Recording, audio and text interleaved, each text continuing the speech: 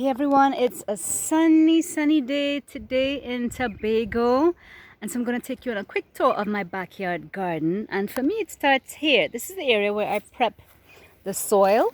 I recycle tires. I like to recycle anything and everything. So these I got from a tire shop nearby.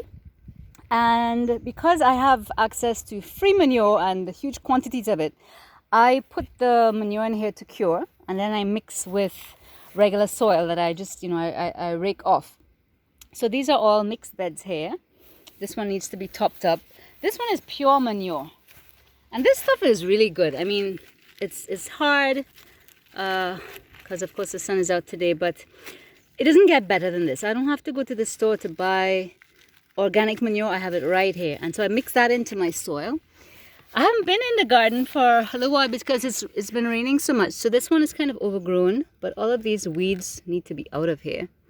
But here I have growing bronze lettuce. This is chive. I think you guys call this spring onion.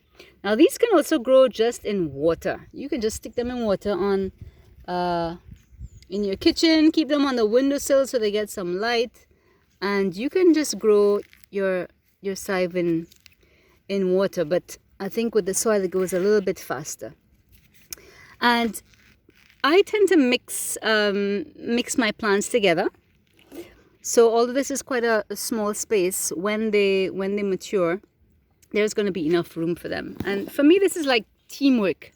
You know, having different people with different talents, different skills, different personalities in a team, but they all work well together. So the tall ones, they're going to get tall. They're not going to spread out too far. And then the lettuce, they're going to fluff out a bit, and they'll all be fine in there. This bed I planted, I think maybe about 3 weeks ago, and again it's a mix and a melting pot of different plants. So I have here, this one is red spinach, this is a red cabbage, some more red cabbage here. This is a variety that's indigenous to Tobago. It's the red okra. Look at that pretty leaf. Then I've got some beetroot here, more red cabbage. This is red cabbage here, some bronze lettuce, beetroots. You see the red stems, beetroots, and then another. This is a red okra. Oh my gosh, it's getting pretty big. And I have some ginger here. I love using ginger in my cuisine. Always adds a nice zing, and of course ginger tea is really good. So this is another area that I've put, and of course I've had to bar it off because I have these regular visitors, right? Hershey and her friend Cadbury who come by. So, you know, as much as I love them coming in to bring the manure for me, I have to be strategic, and I have to exercise wisdom to ensure that they don't crash or trash through my plants. So I've put these bamboo stakes around to prevent them from going in, and so far that has done a pretty good job.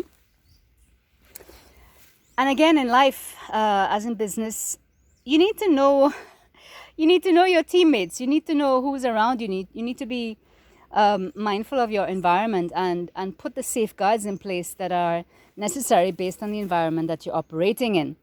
So that's what I've done here. Here I had help from a friend to come up with this contraption. Here people tend to use poles in the ground to be able to prop plants up, but my friend suggested, and it was a wise suggestion, to build this kind of teepee looking structure and then just hang these threads so that the tomato, these are all tomatoes, so that they can grow upward just by hanging on the thread. So you can see here, it's all just hanging on the thread. That way there's no pole or no stake in the ground interfering with the roots. Now these are on their last straw, I would say. They've borne a lot of tomatoes. They still have many on the vine, all green. And again, being aware of my environment, I pick the fruits when they are half ripe. So you have some more here. Because there are cocoricos, that's the national bird of Tobago. It's a voracious bird. There are lots of them living in the trees around. There's lots of big trees around.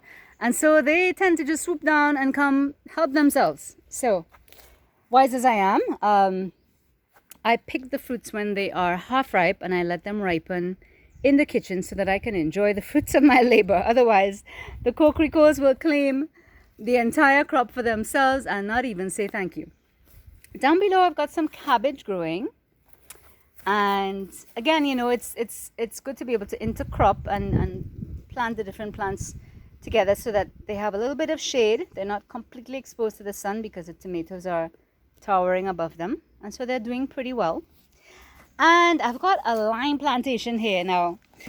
I got some limes from a friend, and I found the limes were so sweet when I made lime juice that I kept the seeds. And I thought, you know what, I'm going to plant all the seeds. So I have them in pots. You see close up, can you see the thorns? That's how you know that it's the lime. And so I planted them in pots. I can't even tell you how many seeds. Must have been at least 50. I didn't sit and count them. There's some weed. I'm trying to get this weed out here. But they all, well, at least these grew. And so I'm just waiting for them to stabilize, to get big enough in the pots, and then I'm going to transplant them out into the ground. But all of these here are lime trees in the making. So that's why I call it my lime plantation, because there's so many of them. And here is, for me, the miracle of this garden. I planted these like 3 weeks ago. This is a sweet pepper. Now this plant, I kid you not, it's just about 2 handspans tall. Look at this. This is 1 handspan here. Just about 2 handspans, right? Look at the size of the sweet pepper already compared to my hand. Let me see if I can get in here. This is one big sweet pepper on this tiny, tiny little plant. That for me is a miracle. That's what acceleration and divine multiplication looks like, you know. And here's another example. This one is maybe just 1.5 handspans. It's not even 2 handspans high. Look, this is my hand. Look at this. It's not even 2 handspans high, but look at it's bearing already. These are what we call pimentos or vegetarian peppers. They're not hot, but they're really flavorful. And look, I mean, just look how many. 1. This is 2. This is another one here. 3. This one is like in the ground. Matter of fact, I can pick this one. They get different colors like yellow, red, orange color. Okay, but look, I'm picking fruit off of this one after 3 weeks. And this is tiny little plant. So again, you know, when we co-labor with God and when we walk in obedience, He does the multiplication. He does the acceleration. And for me, like I always say, my garden reflects life and business. It's a manifestation of what's happening on the inside. And so I'm really grateful to God for making this land available to me, that I'm able to nurture a garden, to plant seeds, to see them grow up, to bear flowers and fruit, and then to be able to reap the harvest. Oh, I almost forgot about this one. This is one more. I had 2 other heads of lettuce that I harvested already. This is the last one. I'm gonna, you know what, I think I'm gonna get this one today. It looks like it's ready. But a beautiful head of lettuce. And all it took was the soil, showers from heaven, good seedling, and lots of love. I speak to my plants every day. Even if I don't come into the garden, I open the windows of my house and I shout out like a crazy lady. And I tell them how beautiful they are, and I bless them. And I wish them a good day. And I speak abundance and I speak plenitude into their lives. And this, I can say, is the result. So whatever seeds you're sowing today, you want to make sure that they are good seeds. Sometimes in life, you know, we may not be born into the best soil, the best of circumstances. But, you know, even in soil that might be rocky, you can still plant crops. There are crops that grow in the rocks. There are, they're on the other side of the house, but I've got, actually there's one here. The papaya grows like right in the rock and cement. This tree, I never planted this tree. Somebody may have thrown the seeds out, or the birds. But look where this tree is growing, the papaya tree. Look at the flowers on this one. And it's growing literally in the concrete. So You know, even if we may have been born into difficult circumstances, hard conditions like concrete, you can still grow, you can still bloom, as you can see here in the natural. So we give God thanks for abundance, for an abundant harvest in this season. We are almost through the first quarter of 2021. Who would have thought, oh my goodness, when 2020 seemed like a never-ending year. But here we are in 2021, getting ready to reap the harvest.